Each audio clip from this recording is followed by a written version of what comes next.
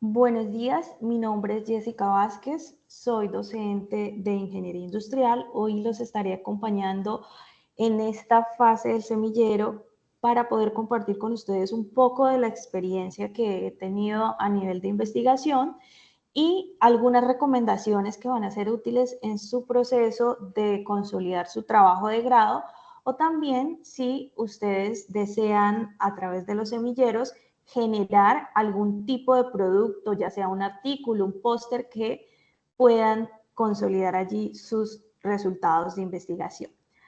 Hay una parte muy importante en la investigación que es la revisión de literatura y a partir de ella es donde nosotros vamos a identificar cuáles son los documentos que voy a utilizar en esa investigación y que van a dar el soporte teórico a los resultados pues, que yo obtenga a partir de mi investigación. Vamos a estar a nivel de esta sesión encontrando algunos comentarios relacionados con el FDC 124 y el FDC 125, ya sea que ustedes estén pasando su propuesta de investigación, su trabajo de grado ya final, o que estén realizando alguna investigación dentro de los semilleros o también de forma independiente.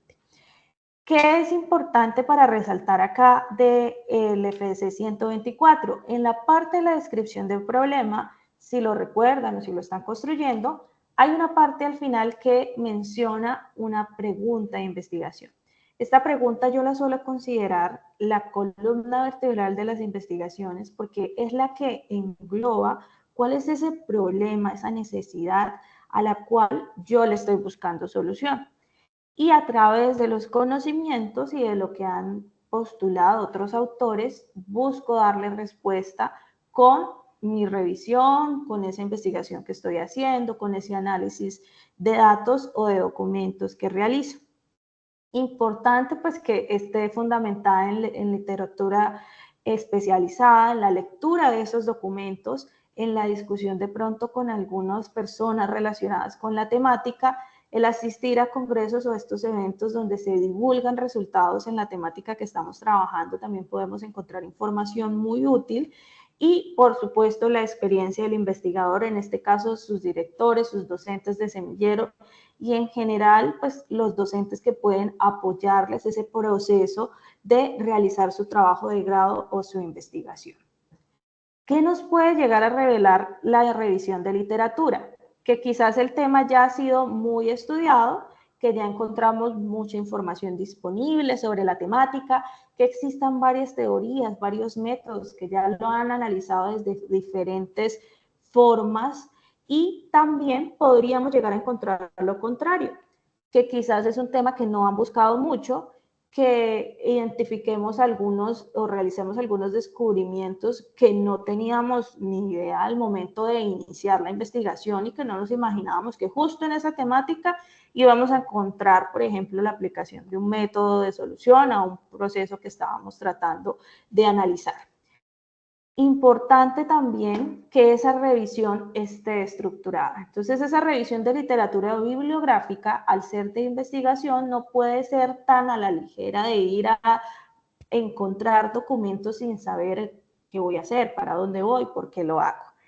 Hay 4 pasos en los que yo resumo las etapas que se suelen llevar normalmente, donde el primero es, debo identificar cuáles son mis fuentes de información.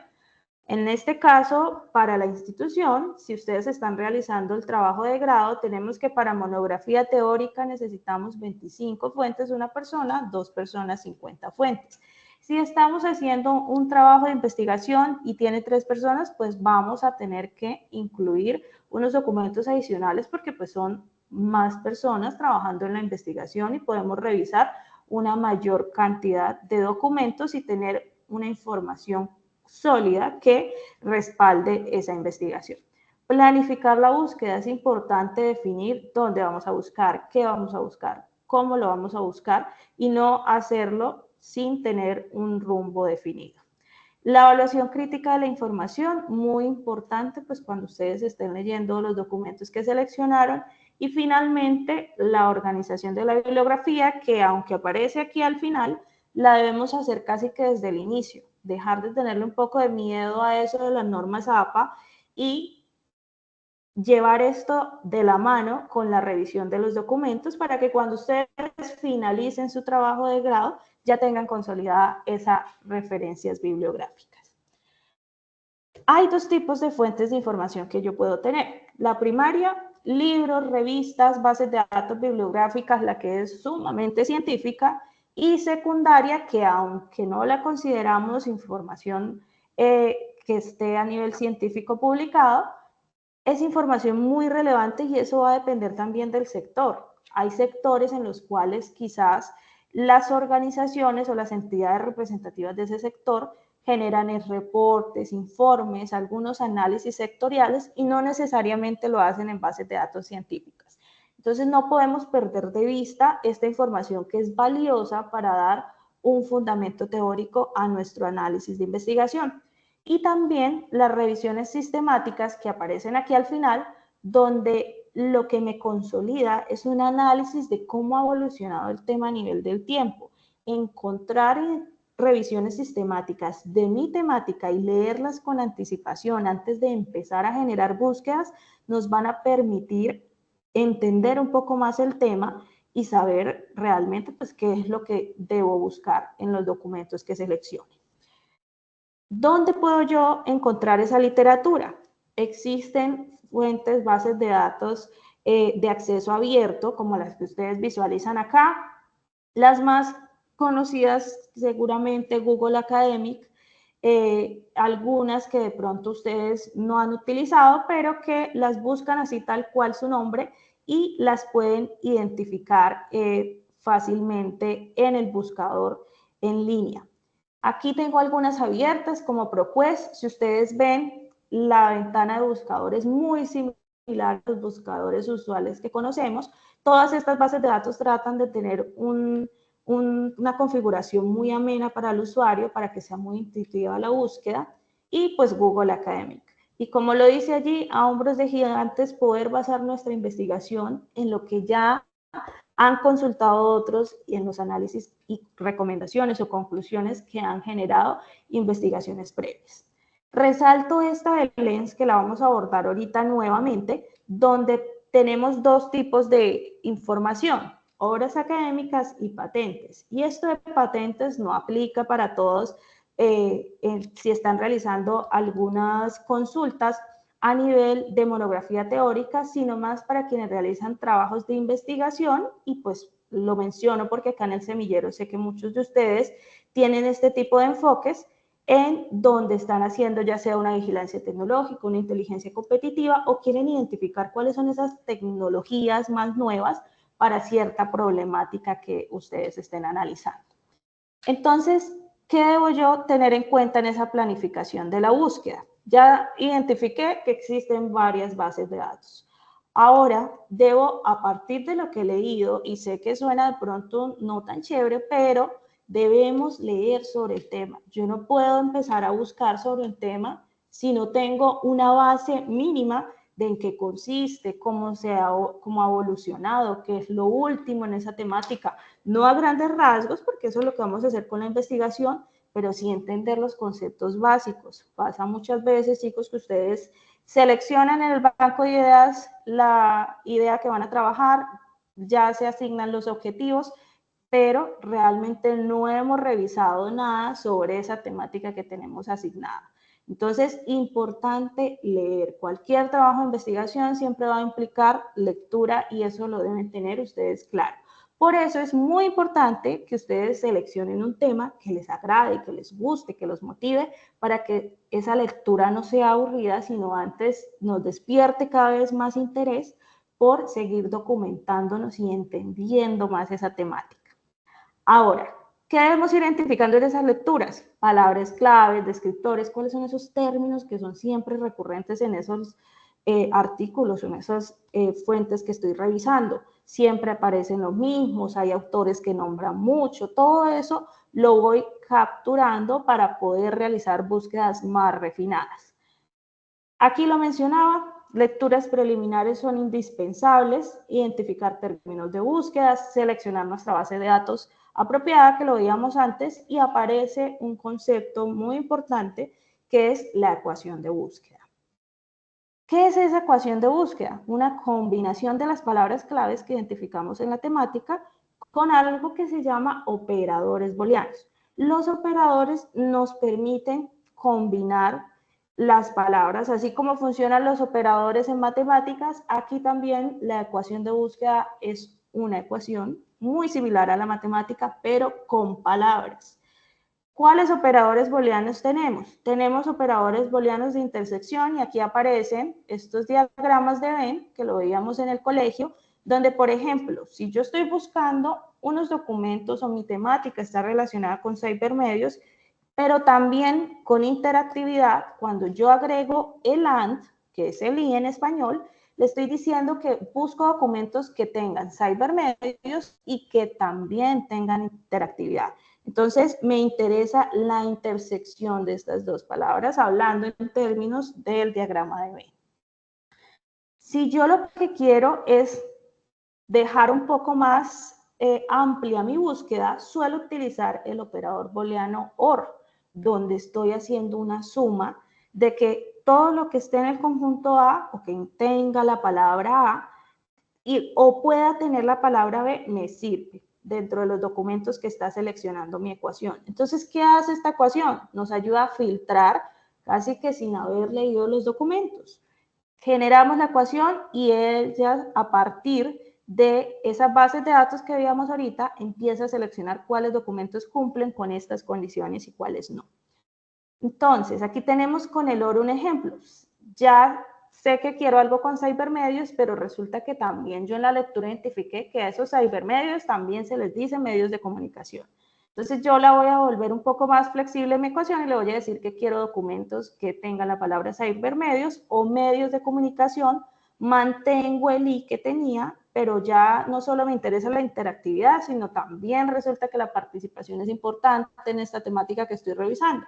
Entonces la agrego. Y si ustedes ven, aparecen dos cosas nuevas. Una, los paréntesis que vemos acá, que funcionan para ir creando conjuntos, así como lo hacemos en ecuaciones matemáticas. Y también aparecen las comillas, que vamos a ver ahorita más adelante también en qué consiste. Pero aquí lo podemos identificar fácilmente. Cibermedios, tenemos una sola palabra, mientras que medios de comunicación es una palabra compuesta. Tiene, de hecho, 3 palabras. Entonces, con esas comillas yo garantizo que me busque el término completo, porque si no le agrego la comilla, aquí podría tener un OR en lugar del D, y entonces mis documentos tendrían, por ejemplo, medios al inicio del documento y comunicación por allá al final, pero realmente no hablan de medios de comunicación, sino hablaba, por ejemplo, de cómo los medios de transporte facilitan la comunicación entre regiones. Entonces, allí puede cambiar mucho los resultados de búsqueda en si debo mantener mi palabra compuesta o no. Operadores de negación. ¿Qué puede pasar? Que cuando ustedes generaron la ecuación, aquí ustedes la ven, la que teníamos antes, con los OR y los I, pero resulta que en los documentos me aparecía mucho la palabra deporte. Entonces yo le estoy diciendo que no quiero que me incluya documentos que tengan esa palabra cuando le agrego ese not. Puede que no necesitemos utilizar este tipo de operador. Suele hacerse cuando ya definitivamente yo veo en los resultados siempre la misma temática haciéndome ruido en el tema general en que yo estoy buscando. Entonces allí ya es importante incluir un operador de negación para evitar esos resultados que me hacen ruido. Estos operadores de proximidad no son tan usados, pero pues los dejo aquí precisamente porque ustedes están en el semillero y si quieren llegar a profundizar en ecuaciones mucho más estrictas, pueden incluir este tipo de operadores, donde le estoy diciendo que cada cierta cantidad de caracteres quiero que aparezca también una palabra cerca. Y aquí vemos la comilla, que ya les explicaba antes cómo funciona. Me busca la frase exacta. ¿Puede ser más de 3 palabras? Sí, puedo tener más de 3 palabras. Pero tengan en cuenta que siempre les va a buscar exactamente cómo está el término o la frase dentro de las comillas. Entonces, si es muy extensa, también ya vamos a limitar mucho la ecuación y quizás no encontremos la misma frase siempre.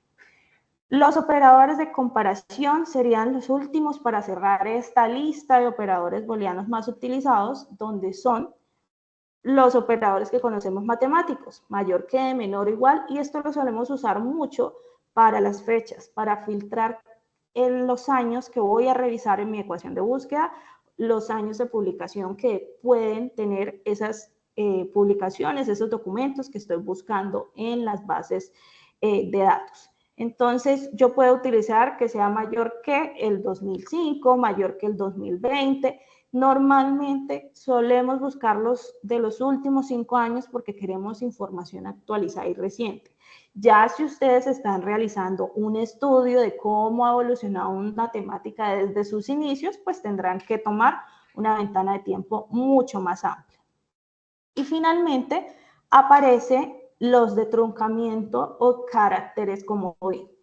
Hago énfasis en esto último de comodín porque es un carácter muy importante que es el asterisco. A veces en algunas bases de datos lo toma como el signo de admiración o el signo pesos. ¿Qué pasa? El signo de admiración o el signo pesos me reemplaza solo un carácter. Entonces me sirve, por ejemplo, para los plurales. Si yo estoy buscando, como lo veíamos acá en el inicio, cybermedios, yo puedo buscar cybermedio y cybermedios cambiando la S por un signo pesos. Pero si yo utilizo el asterisco, empiezo a trabajar con las raíces. Y esto pasa, por ejemplo, cuando voy a esta para explicarles. Por ejemplo, tengo aquí Impact Assessment, que es evaluación de impacto, donde yo empiezo a usar el asterisco, como ustedes ven acá, para agrupar algunos términos y pasar, por ejemplo, aquí de 10 términos a 5 términos. Entonces, esto me permite reducir la extensión de mi ecuación y también garantizar que de pronto, si se me olvidó incluir una conjugación, el asterisco la tome automáticamente. Aquí vemos un ejemplo de cómo podemos hacer ese seguimiento de esa ecuación, donde yo coloco los términos, puedo empezar por 2, 3 términos, 4 términos, ir mirando qué tanto debo incluirle. Guardo mi ecuación, siempre deben llevar registro, porque a veces buscamos en algún momento en que tenemos un espacio, se nos olvida guardarla y después nunca volvemos a encontrar esa combinación perfecta que teníamos en ese instante. Entonces siempre hay que registrar la fecha y cuántos resultados obtuvieron y por supuesto en dónde realizaron la búsqueda. ¿Fue en Google directamente? ¿Fue en Google Scholar? ¿Fue en qué base de datos? ¿Lo hice en Lens? Para que no se les olvide esto. Aquí yo les mostraba unos ejemplos pues, de cómo podemos ir reduciendo esos términos y aparece algo que es qué tan relevante o qué tanto incide cada palabra en la ecuación de búsqueda. Hay que revisar cuántos resultados obtengo con una palabra. Puedo hacerlo por palabras o puedo hacerlo por grupo de palabras también. Y eso nos va a permitir ir filtrando de pronto cuál término no me está aportando. Por ejemplo, aquí vemos Impact Quantification con 92 resultados versus los otros que me generan muchos resultados y puedo dejar de incluir en mi ecuación Impact Estimate, que aquí pues tenemos el operador comodín y quedarme solo con los términos que sí están aportando gran cantidad de documentos. Ahora, si tengo esa cantidad de documentos que veíamos acá de 50,000 unidades, ¿no voy a leer los 50,000 documentos? No, pues para eso existe algo que son también los criterios de inclusión y exclusión. ¿De qué depende eso? De qué estoy buscando. Si yo estoy definiendo una ventana de tiempo, eso ya reduce la cantidad de documentos que cumplen con esa condición. Yo también puedo generar algunos criterios, y voy por aquí a esto, que estén relacionados con si la temática realmente, cuando yo reviso el abstract o el resumen, no está tan relacionada con lo que yo estoy buscando. Realmente tiene las palabras, pero eso no tiene nada que ver con lo que yo estoy investigando. Entonces, lo elimino, no lo dejo dentro de mi listado de documentos a revisar. Si lo estoy haciendo en una localización geográfica en específico, si estoy buscando en un idioma en específico, y en este hago fuerte énfasis porque suele pasar mucho por las investigaciones que he acompañado que recurrimos a palabras en español. Y es muy importante incluir términos en inglés, especialmente, porque las investigaciones suelen tener siempre el abstract o resumen en español y sus palabras claves aparecen en inglés. Entonces, incluir términos en inglés va a hacer que encontremos información que puede que no esté en español. Entonces, debemos dejar de temerle a revisar documentos en inglés. Hoy en día tenemos muchas ayudas para traducir y poder incluir este tipo de documentos en nuestras investigaciones. Importante también generar una bitácora de revisión. ¿Qué es esa bitácora? Es nuestro consolidado de documentos. Ese documento que yo voy seleccionando en mi búsqueda va directo a la bitácora. Y en la bitácora yo tengo que empezar a revisar también mis indicadores bibliométricos. Ustedes tienen disponibles en el grupo sólido un video que está diseñado específicamente para cómo construir esa bitácora. Título, autores, año, resumen, cumple o no cumple, lo dejo o no en mi lista de documentos y el enlace para saber finalmente pues con cuántos resultados termino. Aquí ustedes visualizan, por ejemplo, una ecuación, una búsqueda en donde yo puedo empezar también a filtrar desde ese buscador y generar algunas exclusiones o inclusiones para ir reduciendo la cantidad de documentos que voy a revisar. ¿Cómo hago esa reducción? Revisando primero títulos, si está relacionado el título o definitivamente no. Y después de pasar a los títulos, empiezo a revisar resúmenes para ver si realmente habla de mi temática o de pronto el título parecía que sí, pero cuando reviso el resumen no está relacionado. ¿Qué nos ayuda esto? Por ejemplo, aquí partimos de 314 artículos que hablan de la salud mental y pues que esta sea positiva. Empezamos a eliminar artículos repetidos, después artículos que no se pudo acceder al texto completo, que están restringidos, los saco de mi investigación. Artículos que voy a clasificar en empíricos y teóricos y al final de 314 artículos terminé con una base de 51 artículos. De hecho, aquí estoy incluyendo artículos en inglés, español y portugués. Si yo, por ejemplo, identifico que hay mucha investigación en Brasil de mi tema, es importante incluir también términos en portugués. Y aquí vemos que si tiene un análisis histórico, de pronto si él toma los últimos 5 años ya no tendrá 51, sino tendrá muchos menos artículos. ¿Para qué hacemos estos filtros?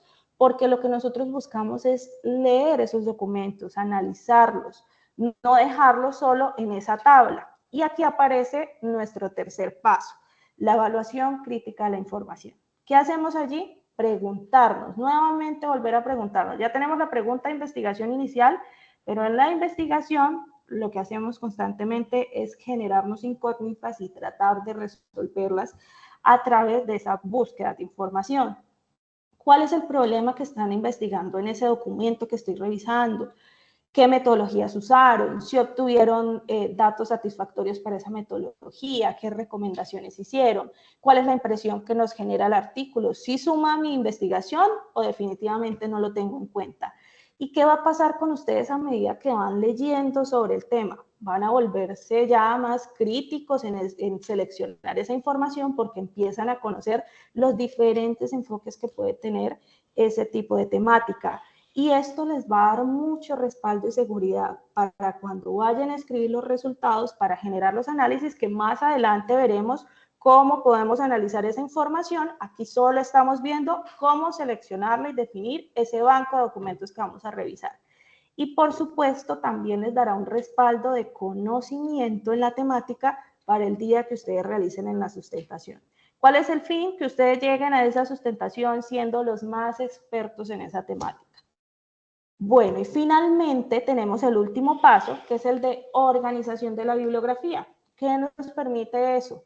Ir llevando el registro de los documentos que ya considero que sí van a ir, que los voy a leer y los voy almacenando para que estos que ven aquí, estos que son programas que nos ayudan a hacer citaciones en automático, nos ayuden a ir registrando en normas APA o en otra norma, porque no es la única que existe, y podamos llevar también el registro de documentos que vamos revisando. Entonces tenemos también algunas herramientas como Mendeley, que suele ser muy utilizada, que nos permite hacer ese análisis.